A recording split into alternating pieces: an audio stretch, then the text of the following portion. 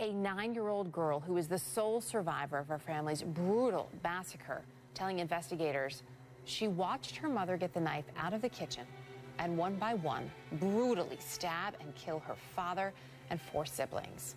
When her mother came to her, she told her she was sending her to the sky to be with Jesus. The girl says she cried as she told her mom she didn't want to go to see Jesus. Well, that 9-year-old girl survived what she tells investigators her mothers did to her then.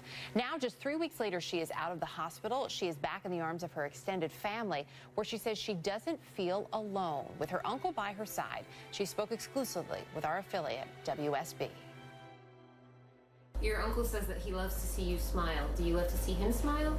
Yeah, Tell me why. because it makes me think of my dad smiling.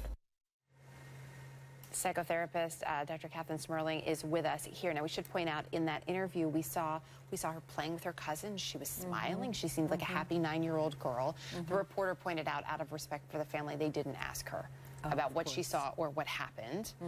Were you surprised at all, though? I mean, especially in your line of work, that we saw the family say, sure, it's okay. You can go on camera. You can talk about this. Is that good for her?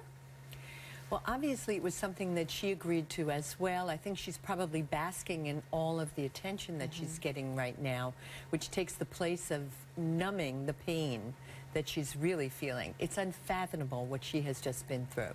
Unfathomable for anyone to observe that. It's almost like watching your whole family in a Holocaust and you are the only survivor. There will be survivor's guilt. There will be a lot of post-traumatic stress. But one of the things that is remarkable about this little girl, and a wonderful thing about childhood, is that children are resilient. And she looks as though she has been supported in a very concrete and very emotional way. All of the bracelets on her arm, that's a concrete example of the support that she's feeling, not only of family, but of community. So those bracelets, for people who may not have noticed them, we're told that some of the staff in the hospital gave them to her. But she has bracelets with, and the police, bracelets with the names of her family members that she lost, also one with the name of her mother. Right. She is with her uncle, who's now her guardian. He says she's going to begin therapy. Where do you start with a little girl like Dana and everything she's witnessed? I think that you start, first of all, by rebuilding the sense of trust. I am sure that deep inside she has very little trust. It's been unbroken by the one person that you are terribly attached to is your mother, and now your mother is the perpetrator. Your mother is the one who has killed everyone in your family and the one who has spared you, although I understand she did have many wounds. That's going to be something that she has to deal with. What you do when you start with a process of uncovering post-traumatic stress is that you do play therapy. And you let the child take the lead and see where that goes and what happens. But it's going to be a long process. This is not a short-term thing. No. This is a long process. This is something she'll be living with her entire life. Real quickly before we let you go, you pointed out to me in the break, I hadn't thought about this. Her mother is still alive. Yes. Yes. Is that good or bad? The reality is that she's still alive. Yeah.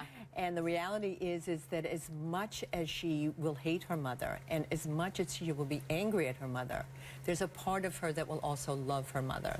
They've done many interviews with children of murderers, and they say, I don't like what my father has done, but I do love my father.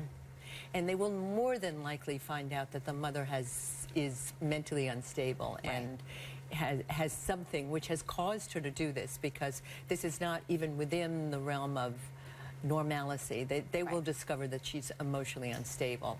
And that's how one forgives someone like that, by learning what she has and why she did it, because I don't believe in my heart that she meant to do this. Kathryn Smerling, great to have you with us today. Really appreciate it. Thank you. It's a pleasure being here. Thank you.